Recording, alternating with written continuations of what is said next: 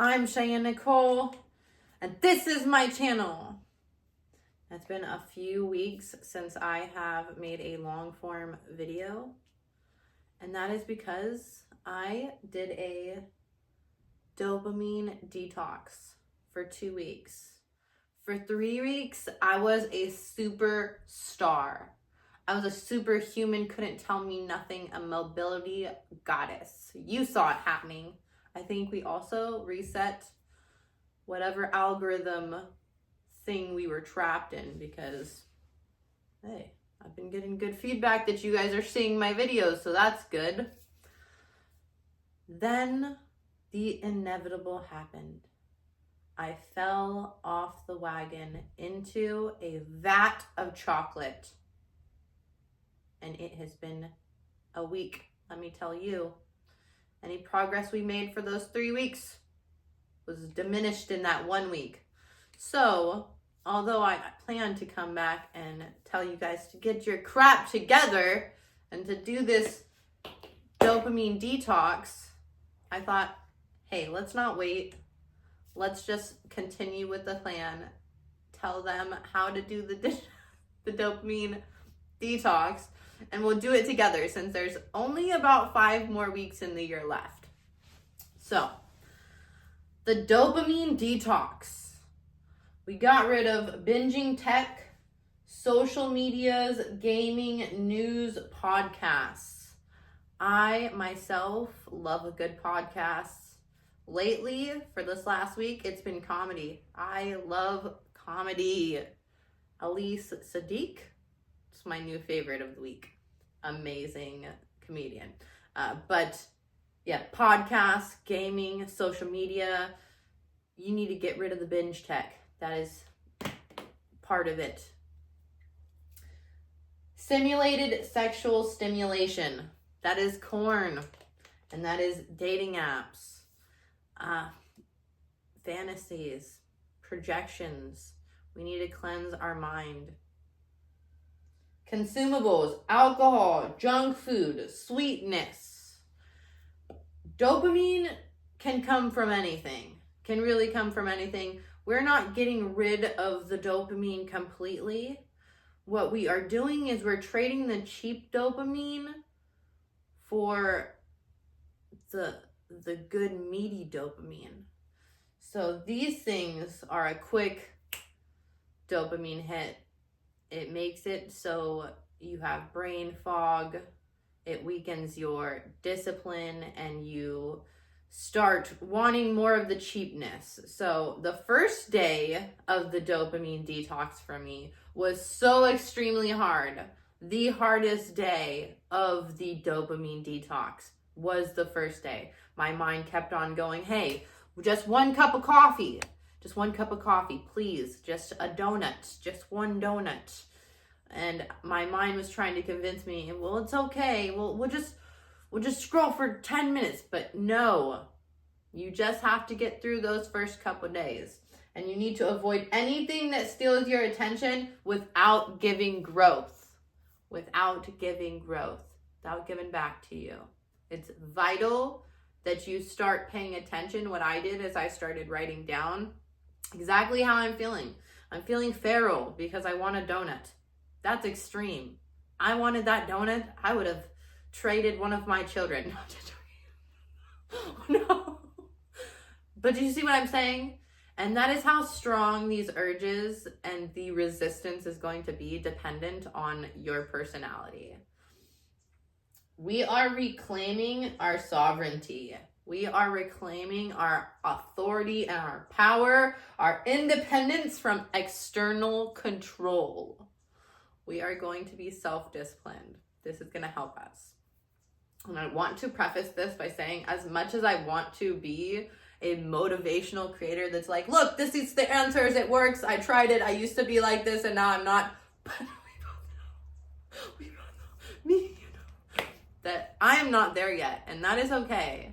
And it, just like that person that's to swing around, it swings around the javel before he can build the momentum to finally let go. That's us. That's us. Because you're not perfect either, or else you definitely wouldn't be here, okay? We're not searching for perfection. We're searching for progress. All right.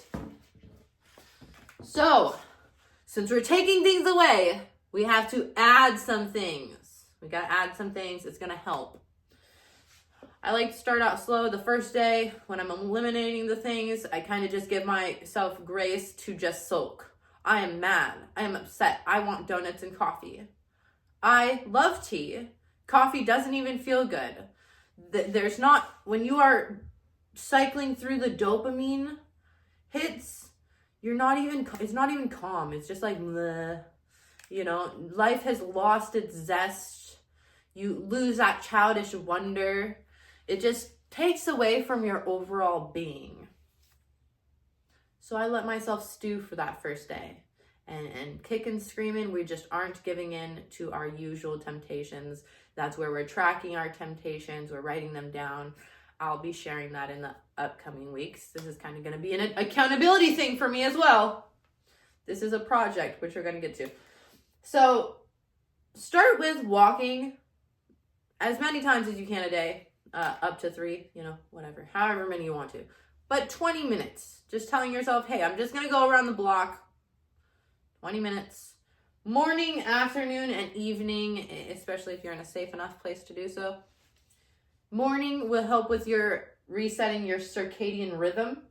In the afternoon, you'll be able to generate ideas. This is not with an iPod. If you have an iPod, I don't have one, but if you have a phone, no phone for these walks.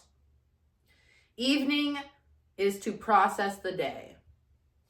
2, we're going to find movement. For me, that was mobility, is mobility. That's where I'm still going to be gravitating to. I'm going to get back to you on the back pain and the lower back pain. It's really important. And I appreciate your patience with that. 30 minutes a day, whether it's stretching, lifting, dancing, intentional movement. It's not only going to improve the way you look good, feel good. It's going to improve your self-esteem and your self-worth, because you're setting out, you're saying, hey, I'm going to do this 20-minute workout. I'm going to do this 30-minute workout. And you're doing it. And you're proving to yourself that you can do the things that you set out to do. And with each time you do that, your brain grows and your self-esteem raises. So find that, whatever works for you. I like dancing and mobility and yoga and calisthenics. You might like fishing counts. I think fishing counts. Any sport or activity that is, in a gym. They have tons of classes if you can go to the YMCA, things like that. But if you can't, if you're stuck at home like me, you don't need weights. You can find jugs of water. You can find things around your house to lift. And maybe I'll get into some things like that in the next few weeks where I don't use anything but my body. Reset your palate. This one is definitely my challenge. This one is hard, but resetting your palate, getting rid of any crap. Donuts count as crap, even if you make them. We're cutting out sweets. For me, I was doing a high carb, clean carbs, but low carbs and healthy fats. I will get into my favorite recipes as I start getting back in. I'm giving myself till the day after Thanksgiving to really hit it hard again. I really recommend tracking what you're eating every single day. I know that might sound a little bit tedious, but what I was doing was I was using ChatGPT, and I tell them, hey, put in breakfast, nutrients, all that good stuff. And I would tell them exactly what I ate. I have a little scale, a food scale that I love, $10 on Amazon. I'll try to get it to my wish list eventually. Or like the affiliate link. Anyways, it's the $10 one. It's really cheap, easy. Amazon measures in all of the grams, all that stuff. I track my things every day. It not only helps me be accountable and see consciously what I'm taking in, but I like how ChatGPT is like, man, you are on a roll, girl. I like that. Keep going. Sometimes when you reset it, it doesn't have that. You have to tell it have some personality. Gosh, and it will have a personality after that. It'll be like, I'm so sorry. Let me get back to that. Okay, build one project. Build one project. Your health can be a project. Your business can be a project. Your home can be a project. In this the dopamine detox that I was doing, it wasn't just these things that I was implementing. I was really working on cultivating a space, my spaces, like my gym where I'm going to work out, where I'm going to read and journal, and also where I sleep. I now sleep in a room with the girls. We have a girls' room, and it has literally been so life-changing. We all sleep better. The co-regulation has been like, and it's really been helping all of us. So that's awesome. Learning without building is mental masturbation. If you are like me at all, and you consume a lot of knowledge, but you don't build with it, that's mental masturbation, and you're doing it all the time, all over. I do that all the time. I do it all over you guys all the time. I'm sorry about that. But we are building momentum, and one day we are going to let go, and this could be it. This could be the project where we let go, and we are just self-disciplined beasts that are unshakable. I have faith that we can get there one day. I believe. Even though, as I'm believing, sometimes I'm like, you're full of shit. You're full of shit. Eat another donut. We're gonna get there.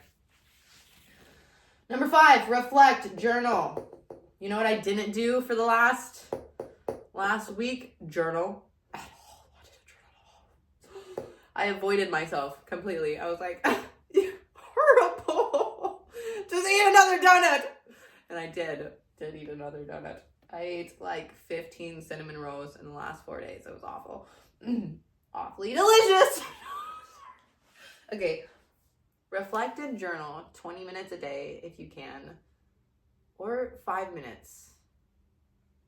10 minutes. Whatever you can get out, just make sure you do it a little bit in the morning and a little bit at night.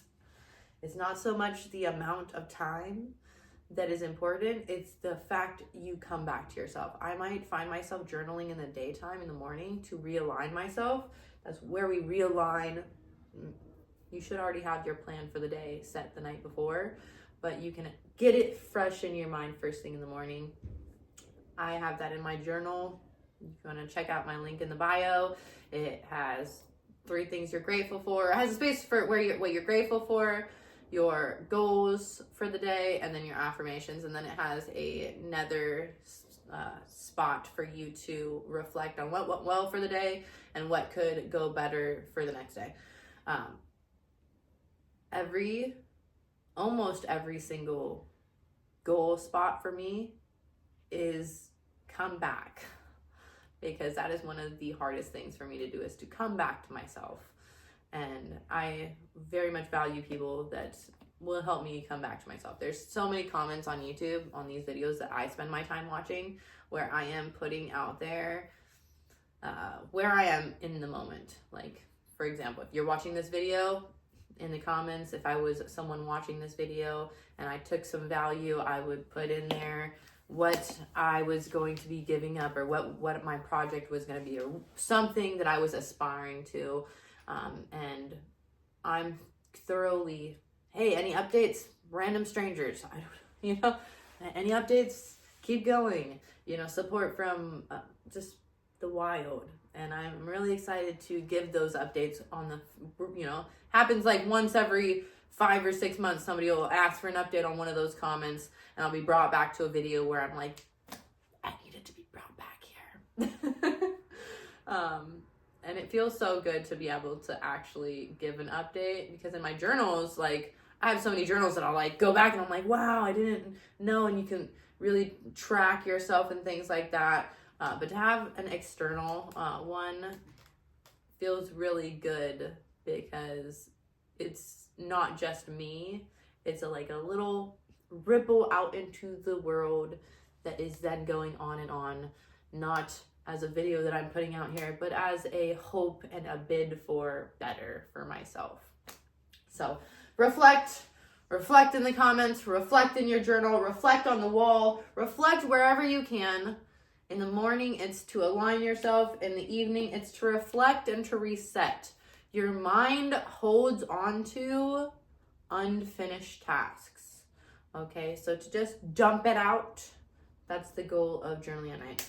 All right, that is what we have. That is how we did our dopamine detox.